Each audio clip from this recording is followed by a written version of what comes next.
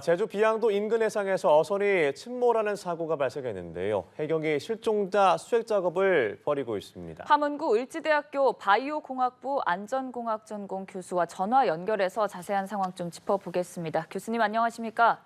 네, 안녕하십니까? 네, 이 해경에 따르면 이 어획물을 운반선으로 이적하던 중에 전복 사고가 발생해서 침몰했다라고 확인이 됐습니다. 정확한 사고 원인은 파악해야 되겠지만 교수님은 좀 어떻게 된 것으로 예상을 하세요? 네, 지금 오늘 발생한 사고가 3월 15일경에 경남 통영 욕지도 해상에서 발생한 어선 침몰 사고와 유사한 그런 특성을 보여주고 있는데요. 네. 이제 일반적인 사항으로 좀 말씀을 드리면 이번 사건 같은 경우에 좀 더 이제 조사를 해봐야 되겠지만 제가 말씀드린 그 통영 욕지도 어선 침몰 같은 경우에는 이 어선 침몰도 실제로 이제 어획물하고 어구를 이 선미 쪽, 그러니까 갑판 위에 적재를 하고 있었고요. 예.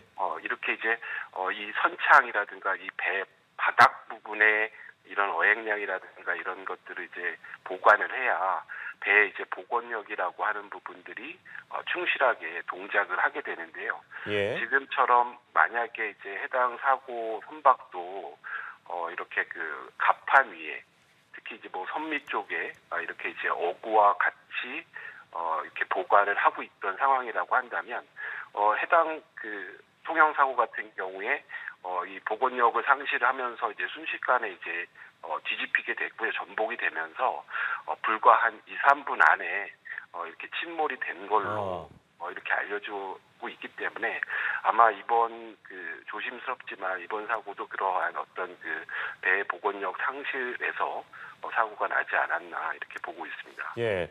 그럼 이렇게 어획물을 운반하는 과정에서 이런 사고가 좀 잦게 일어나는 겁니까? 네, 그렇습니다. 제가 말씀드린 그 통영 케이스 말고도 예.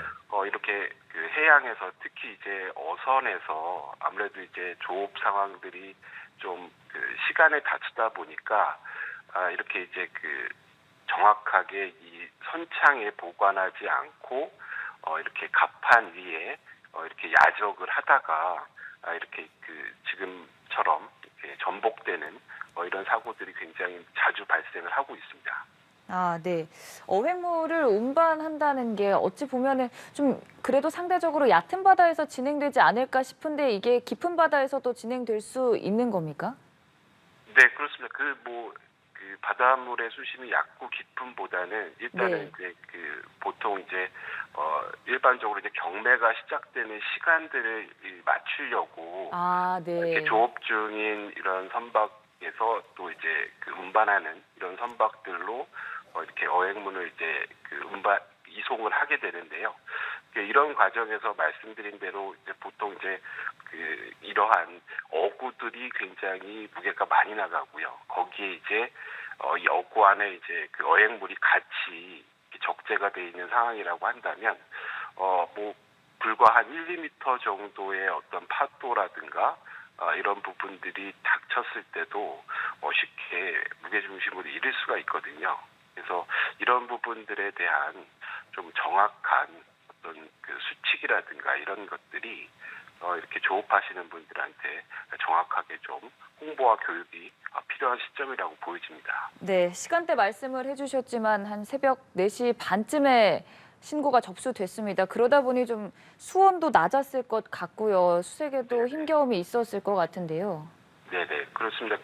말씀 주신 것처럼 한 4시 30분 경이니까요. 지금 한 8시 40분 돼가는 상황이니까 이미 이제 한 4시간 정도를 지나고 있는 시점이거든요. 네. 그래서 말씀하신 것처럼 이제 굉장히 또 지금 수온이 낮은 이런 상황이기 때문에 이 소위 말하는 이제 저체온증이 올 공산이 굉장히 크고요. 그래서 지금 아무래도 오전 타임 안에는 나머지 실종되신 분들의 수색이 좀 활발히 좀 진행이 될 필요성이 있어 보입니다. 예. 승선원이 27명으로 파괴되고 있습니다. 현재 15명이 구조가 됐지만 그중 2명은 안타깝게 사망한 것으로 확인이 됐고요. 남은 12명의 실종자를 수색하는 작업이 이어질 텐데 사실 골든타임, 이 에어포켓에서 생존할 수 있는 확률이라던가 골든타임 정도는 어느 정도로 좀 예상하세요? 뭐 지금 사고 경우에는 이제 제가 파악하기로는 이제 완전히 침몰한 상황이기 때문에 아, 예. 네. 네네, 그 해당 129톤 정도 어선이라고 하지만 어떻게 보면 아주 선박 사이즈로 보면 대형 선박은 아니거든요. 물론 이제 예. 어선으로 보면 굉장히 대형이지만 그래서 에어포켓 가능성은 거의 희박하다라고 보여지고요.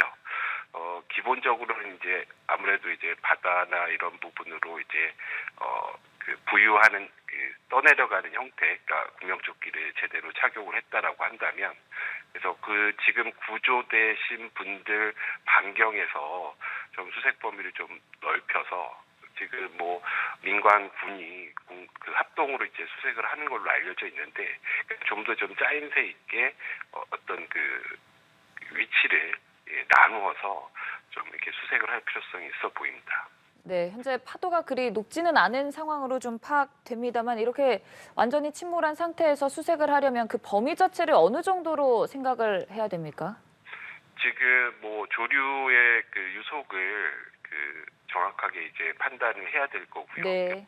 그리고 이제 조류의 방향도 마찬가지고요. 근데 이제 기본적으로는 지금 이제 구조되신 분들의 위치에서 예컨대 한 3-4km 정도의 범위로 이렇게 좀 확대를 해나가는 이런 방법이 가장 좀 가능성 있는 방법이라고 생각이 들고요.